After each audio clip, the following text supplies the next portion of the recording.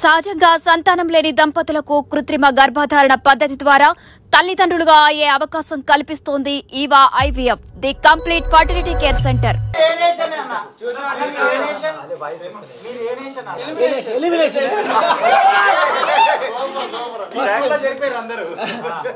శేఖర్ భాష అన్న మీరు ఎలిమినేట్ అవ్వడం పెద్ద ప్రాబ్లం కాదు, కానీ మీరు పీపుల్ మ్యాన్ గా అయితే మా అందరి హృదయాలు అయితే గెలుచుకున్నారన్న. సో నేను అడిగే ఫస్ట్ క్వశ్చన్ అయ్యో మీరు అదే చూసారు. ఇది మీ దేశము నా దేశము మన ఇద్దరు దేశం. మీ నేషన్ నా నేషన్ నా మీ నేషన్. శేఖర్ భాష అన్న, శేఖర్ భాష అన్న ఆడియన్స్ గా మిమ్మల్ని మణికంఠ అన్న నామినేట్ చేయడం అయితే మేము యాక్సెప్ట్ చేస్తాం. ఎందుకంటే అన్నకి మీకు లోపల ఏం జరుగుతుందో మాకు తెలియదు, కానీ సో మేము చూస్తుంది అయితే నా మణికంఠ అన్నకి మీకైతే పడట్లేదు.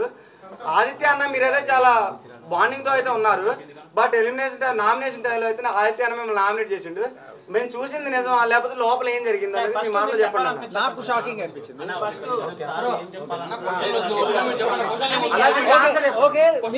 మీకు తెలిసింది గోరంతా తెలియాల్సింది కొండంతా. ఇది అందరికీ ఒకటే చెప్పట్లేదు, కొత్త విషయం చెప్తున్నాను మీకు. బిగ్ బాస్ సెకండ్ వీక్లో నేను ఇచ్చిన కంటెంట్ చాలా ఉండింది, అది బయటికి ఎందుకు రాలేదో నేను నిజంగానే ఆశ్చర్యపోయే. బయటకు వచ్చిన తర్వాత ఒకటి టాస్కుల్లో నన్ను ఆడించలేదు, నా పేరు రాలేదు. ఒకే ఒక టాస్క్, ఆ సాక్స్ టాస్క్లో నేను ఆడతా అన్నప్పుడు కూడా కెప్టెన్ నన్ను వద్దంది. సో ఏ రకంగానూ టాస్కుల్లో పాల్గొనే అవకాశం రాలేదు. ఆఖరికి సంచాలకగా చేస్తాను అనుకున్నప్పుడు కూడా ప్రేరణ నేనేం చేయలేదు కదా, నేను వస్తానంటే సరే ప్రేరణకి సంచాలకి ఇచ్చాం. సో ప్రేరణ ఏదో అంత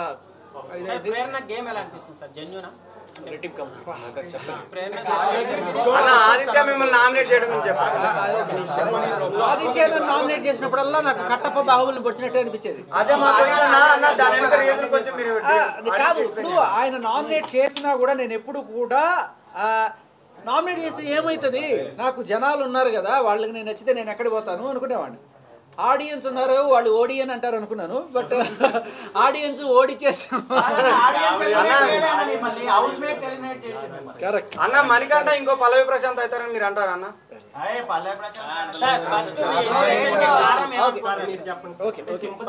సో నేను ఎలిమినేషన్ అయినందుకు అస్సలు ఏ రకమైన బాధ లేదు. ఎలిమినేషన్ అయ్యి ఇంటికి వచ్చాను హ్యాపీగా. అండ్ ఎలిమినేషన్ చేసిన నా హౌస్ మేట్స్ని కూడా నేను తప్పు పట్టను. వాళ్ళందరూ కూడా ప్రేమతోనే నేను నా బిడ్డను చూడాలనే కోరికతోటి వాళ్ళు ఎలిమినేషన్ చేశారు. బయటికి ఏ రీజన్స్ అయినా చెప్పుకుండొచ్చు, కానీ నాకు నచ్చని విషయం ఏంటంటే ఈ వారం రోజుల్లో నాకు అవకాశాలు తక్కువ రావడం. మరి అది కావాలనా లేకపోతే దురదృష్టవశాత్త అనేది అది పక్కన పెడితే, సరే టాస్కుల విషయం లేకపోయినా నేను వేసిన జోకులు కావచ్చు, నేను మీకు ఎంతమందికి నేను ఎవరికి తెలియదట ఈ విషయం.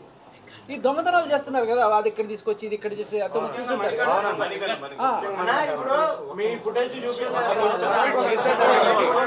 చెప్తా అదేంటంటే, ఒకసారి ఒక pulpy orange Vishnupriya pulpy orange తాగేసి తీసుకొచ్చి మా రూమ్లో ఉంది. భయా వినండి, విష్ణుప్రియ పల్పీ ఆరెంజ్ తాగేసి మా రూమ్కి వచ్చి కాస్త ఊరిచ్చింది. తాగేసిన ఖాళీ బాటిల్ అక్కడ పెట్టింది. అది ఏం చేసుకుంటారు లేదు. నేనేం చేశాను, ఆ ఖాళీ బాటిల్ పట్టుకెళ్ళి దాంట్లో నీళ్లు పోసి దాంట్లో పసుపు వేసి కొంచెం కారం వేసి కరెక్ట్గా పల్పి ఆరెంజ్ కలర్లో తయారు చేశాను. ఆ బాటిల్ చేసుకొని నేను జేబులో పెట్టుకొని అటు ఇటు తిరుగుతున్నా. ఆదిత్య అటు ఇటు తిరుగుతూ ఏంటి జేబులో ఏముంది, ఏమన్నా కొట్టేసావా అన్నాడు. ఎవరికి చెప్పవు కదా అన్నాడు. చెప్పాలంటే ఇట్లా తీసి చూపించా. వాళ్ళు వేరే క్లాన్, మాది వేరే క్లాన్ కదా, తీసి చూపించా. పల్పీ ఆరెంజ్ మీకు ఎక్కడిది, మీకు లేవు కదా పల్పీ ఆరెంజ్లు, బావి కదా పల్పీ ఆరెంజ్ అంటే చెప్పదు నువ్వు ఫ్రెండ్ కదా ప్లీజ్ ప్లీజ్ అంటే నేను చెప్పేస్తాడే ప్లీజ్ ప్లీజ్ ప్లీజ్ అంటే సరే కాసేపు కామ్గా ఉన్నాను. నేను మెల్లగా పోయి ఫ్రిడ్జ్లో పట్టుకుంటుంటే ఈ లోపల పక్కడికి వెళ్ళి చెప్పేశాడు. నేను అదే ఎక్స్పెక్ట్ చేశాను, ఎందుకంటే అది దొంగ పల్పీ ఆరెంజ్ కదా, తాగితే నోరు కాలిపోద్ది. సో చెప్పేస్తే ఈ లోపల నిఖిలు వీళ్ళందరూ వచ్చేసి అని చెప్పేసి తీసేసి ఓపెన్ చేస్తే తీరా చూస్తే అది పసుపు నీళ్ళు, పసుపు కారం నీళ్ళు పడింది. సో అంటే ఇది ఒక ప్రాంక్, ఈ దొంగతనం కూడా కాదు చెప్పాలంటే ఒక ప్రాంక్. ఇది కనీసం కంటెంట్గా కూడా బయటకు రాలేదే అని చెప్పి నేను మొత్తం ఎతికా. బయటకు వచ్చిన తర్వాత ఇకపోతే కొన్ని వందల జోకులు ఆన్ ద స్పాట్ తప్ప పడేవి. ఇవన్నీ ఏమైపోయాయి, ఎవరన్నా నా మీద పగబట్టారా అనిపించింది నాకు. మధ్యలో జరిగే గొడవలు నిజమైనా లేకపోతే బిగ్ బాస్ హౌస్ లో ఎవరైతే గెలవాలనుకుంటున్నారు, ఎవరు సేఫ్ గా ఆడుతున్నారు ఒకసారి చెప్పండి అన్న. అదే అంటున్నా. ఇంకొకటి ఏంటంటే, ఒకటి ఏదో రకంగా ఒక ఎంటర్టైన్మెంట్ దొరుకుతుంది జనాలకి. గెలుపు ఓటములు పక్కన పెడితే ఆ చూసే కాస్త టైంలో జనాలకి కాస్త జోకులు దొరుకుతున్నాయి, నవ్వుకుంటున్నారు అనుకున్నప్పుడు అవి కట్ చేయడం వల్ల ఎవరికి అడ్వాంటేజ్ వస్తుంది? అంటే ఒక వర్గానికి ఫేవర్గా కాదు కదా, వాళ్ళు వర్క్ చేసేదే టీఆర్పీలు జనాల కోసం కదా. సో దానివల్ల ఏ రకమైన లాభం ఉండదు కదా బిగ్ బాస్కి. సో మరి ఏ రకంగా ఏమైనా టెక్నికల్ ఫాల్ట్ వచ్చి మిస్ అయిందా? ఒకసారి ఫాల్ట్ వస్తుంది కానీ ప్రతిసారి ఫాల్ట్ రాదు కదా. అదే నాకు ఆశ్చర్యం వేసింది. ఇంత మంచి ఇలాంటివి చాలా ఉన్నాయి చిలిపి చిలిపి ఈవెంట్లు. ఈ వారం జరిగినవి ఎక్కడ కనబడకపోగా లాస్ట్ అంటే చూపించకపోతే ఏమవుతుంది, జనాలు వీడు పార్టిసిపేట్ చేయలేదని అనుకుంటారు కదా. ఓటింగ్ శాతం కూడా తగ్గడానికి అదే కారణం. ఇప్పుడు లేకపోతే ఇప్పుడు అతను ఏదో ఆరెంజ్ తీసుకెళ్ళి ఇక్కడ దాచిపెట్టాడు, ఈ పసుపు తీసుకెళ్ళి ఇక్కడ దాచిపెట్టాడు, ఈ ఉప్పు తీసుకెళ్ళి అక్కడ దాచిపెట్టాడు, ఇది మామూలు దొంగతనాలు. కానీ దిస్ ఈజ్ ఎ ప్రాంక్ అని చక్కగా మసిపూసి మారేడుకాయ చేసి వాళ్ళ చేత కారం చూసి తాగించడం అంటే నాకు మంచిగా అనిపించింది. ఇది ఇలాంటివి రాకపోవడానికి ఏంటి కారణం అని నాకు ఇప్పటికీ అర్థం కావట్లేదు.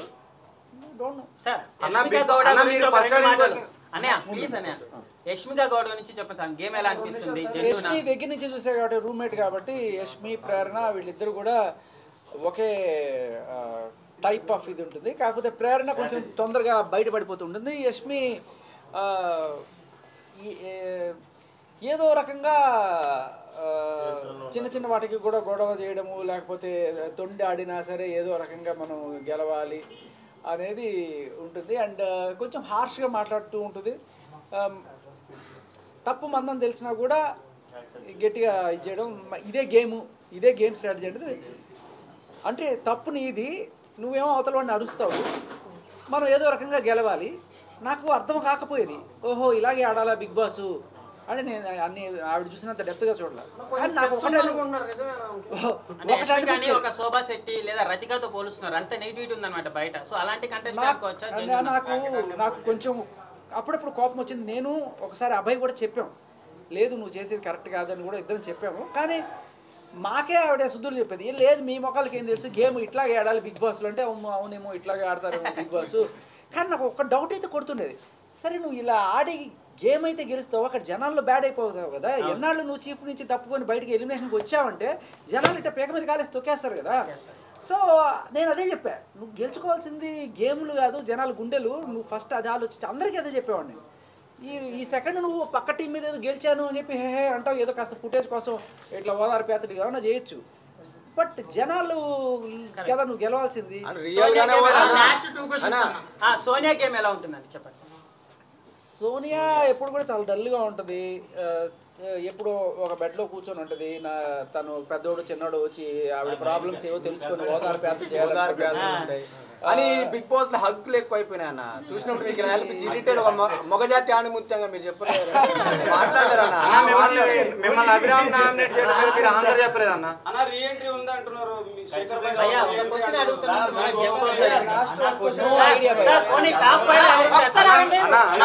అన్న మిమ్మల్ని అభినామినేట్ చేయడం మీద ఆన్సర్ చెప్పండి. టాప్ 5 లో ఎవరు ఉంటారు మీ ఒపీనియన్ చెప్పండి సార్. అంత ఐడియా లేదు కానీ నేను కోరుకునే అయితే విష్ణుప్రియ అండ్ సీత ఉంటే బాగుంటుంది అనిపిస్తుంది. అంటే నిఖిల్ టాప్ 5 లో ఉండరా అండి? ఉండొచ్చు, చెప్పలేము. ఎందుకంటే నిఖిల్ ఫస్ట్ డే ఉన్నట్టు సెకండ్ థర్డ్ డే కొంచెం డల్ అయ్యాడు. అంటే నిఖిల్కి కాస్త ఫ్యాన్ బేస్ గట్టిగానే ఉంది కాబట్టి సర్వ్ అవుతున్నాడు. ఎందుకంటే నాకు ఒకటైతే అనిపించింది, నిఖిల్ కన్నా నేను బెటర్ ఎంటర్టైన్మెంట్ ఇచ్చాను కదా అనిపించింది. కెమెరా పట్టుకున్న ప్రతి ఒక్కరికి తెలుసు మీరు టాప్ 5 కంటెస్టెంట్ అని. మేము అసలు ఎక్స్పెక్ట్ చేయలేదు. లాస్ట్ మూమెంట్ వరకు కూడా మిమ్మల్ని సీక్రెట్ రూమ్ లో పెట్టారని మీరు నన్ను అస్సలు. నేను బిగ్ బాస్ని తప్పు పట్టను, ఎవరిని తప్పు పట్టను, ఆడియన్స్ని కూడా తప్పు పట్టను. కానీ నేను ఒకటే బాధపడేది ఏంటంటే, నేను ఎలిమినేట్ అయినందుకు కూడా కాదు, నేను ఇచ్చిన కంటెంట్ బయటికి రాలేదే. నా పాయింట్ గెలవడము ఓడడము కాదు. నేను అందరికీ చాలామంది మీరు యూట్యూబ్ ఛానల్స్లో చాలామందికి ఇంటర్వ్యూస్ ఇచ్చేట్లే. ఎందుకు వెళ్తున్నాను అంటే నేను ఎంటర్టైన్ చేయడానికి వెళ్తున్నాను తప్ప, నేను మనసులు గెలుచుకోవడానికి వెళ్తున్నాను తప్ప గేమ్ గెలవడానికి. ఆ ప్రయత్నంలో గేమ్ గెలిస్తే గెలుస్తానేమో, కానీ నేను గేమ్ గెలవడానికో ఈ కుట్రలు కుతంత్రాలు చేయడానికో పాలిటిక్స్ చేయడానికో ఇలాంటివి కాదు. ఉన్నంతసేపు ఎంటర్టైన్ చేసామా, చేయలేని అనుకున్నప్పుడు బయటకు వచ్చేసాను. అంటే బిగ్ బాస్ టీమ్ కావాలనే స్టార్ మా వాళ్ళని సీరియల్ యాక్టర్స్ ని వాళ్ళ కంటెంట్ చూపించి మీ కంటెంట్ జాచారనుకోవచ్చా? అంటే వాళ్ళు hype చేసి అలా ఎవరైనా కూడా నా ప్రోగ్రాము హై రేటింగ్ రావాలనుకుంటారు. ఒకవేళ కనుక నేను చేస్తున్న దానికి రేటింగ్ రాలేదేమో అందుకని వాళ్ళు తీసేసారేమో, మనకు తెలియదు అవన్నీ కూడా. మీరు కొంతమంది ఎంజాయ్ చేస్తుండొచ్చు. నబీల్ విషయంలో అభి మిమ్మల్ని ఎందుకు నామినేట్ చేయడం నబీల్ ఎలా ఆడుతున్నారు? నబీల్ చేసిన ఆట తీరుకి సోనియా డాన్స్ చేసింది కదా, అలా మీరు ఏం ఫీల్ అయ్యారు? అంటే నాకు నబీల్ చాలా జెన్యున్ గా ఆనెస్ట్ గా ఆడతాడు. తన 100% పెట్టి ఆడదాం అనుకుంటాడు. సో అది నచ్చుతుంది నాకు. కానీ తను యష్మి కావచ్చు లేకపోతే సోనియా కావచ్చు వీళ్ళందరూ కూడా ఏదో రకంగా డౌన్ చేయడానికి చేసింది. అన్న ఆదిత్య మీ మధ్యలో ఏమన్నా బ్యాడ్ ఇంపాక్ట్స్ ఏమన్నా ఉన్నాయా అన్న? ఆదిత్య నాకు షాక్ అనిపించింది. ఓహో బిగ్ బాస్ అంటే ఇదేనేమో అని చెప్పి నాకు ఫస్ట్ టైం పరిచయం చేసింది ఆదిత్య.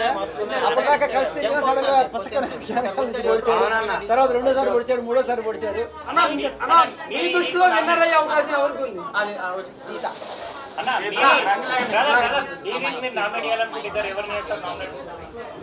సార్ మళ్ళీ రీఎంట్రీ అయితే వెళ్తారా సార్?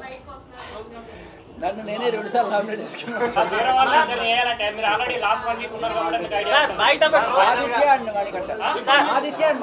బయట మీ విషయంలో ఒక ట్రోల్ నడుస్తుంది. ఒక సీరియస్ సిచ్యువేషన్ లో మీరు వేసే జోకులు పండలేదనేసి చాలా మంది కామెంట్స్ చేస్తున్నారు. దాని గురించి ఏంటి సార్ ఆన్సర్? అవ్వచ్చు, ఎప్పుడైనా సరే అలా అనిపిస్తే క్షమించాలి. బట్ కొత్తగా చెత్తగా ఉన్నా పర్లేదు, కొత్తగా ఉండాలనేది నా కోరిక. కొంతమందికి అది టైమింగ్ కొంచెం మిస్ అవ్వకూడదు అనేది.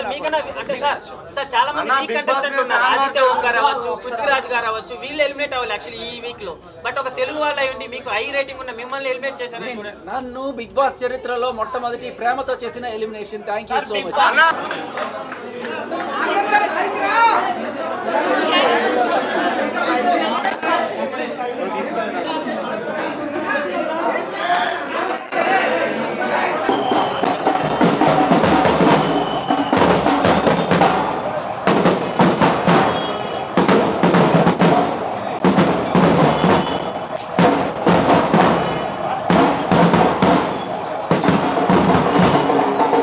బిగ్ బాస్కి రాకముందు మేబీ 2021లో ఒక వెబ్ సిరీస్ చేశారు. ఒక వెబ్ సిరీస్లో హీరోగా యాక్ట్ చేశారు. ఆ వెబ్ సిరీస్లో నేను రైటర్గా వర్క్ చేశాను. సార్ మీకు ఆల్రెడీ తెలుసు, భాను గారి డైరెక్షను, నేను రైటరు, కో ఆర్టిస్ట్ దాకా మీకు పరిచయం అయ్యారు.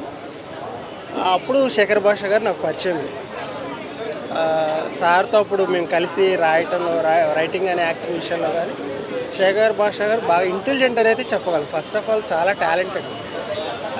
ఆయన అందులో రేడియో జాకీగా కూడా చేశారు కదా, చాలా మంచి వ్యక్తి కూడా, చాలా టాలెంటెడ్. మెమరీ పవర్ కూడా చాలా ఎక్కువ. ఆ డైలాగ్స్ కూడా చాలా బాగా చెప్పేవాళ్ళు. అప్పుడు కొద్దిగా పరిచయం ఉంది నాకు. ఇంకా తర్వాత ఈ బిగ్ బాస్ తర్వాత కొద్దిగా బిజీగా ఉన్నారు. ఇప్పుడు ఫస్ట్ టైం మళ్ళీ తర్వాత చాలా సంవత్సరాలతో మళ్ళీ ఫస్ట్ టైం కలవబోతున్నారు.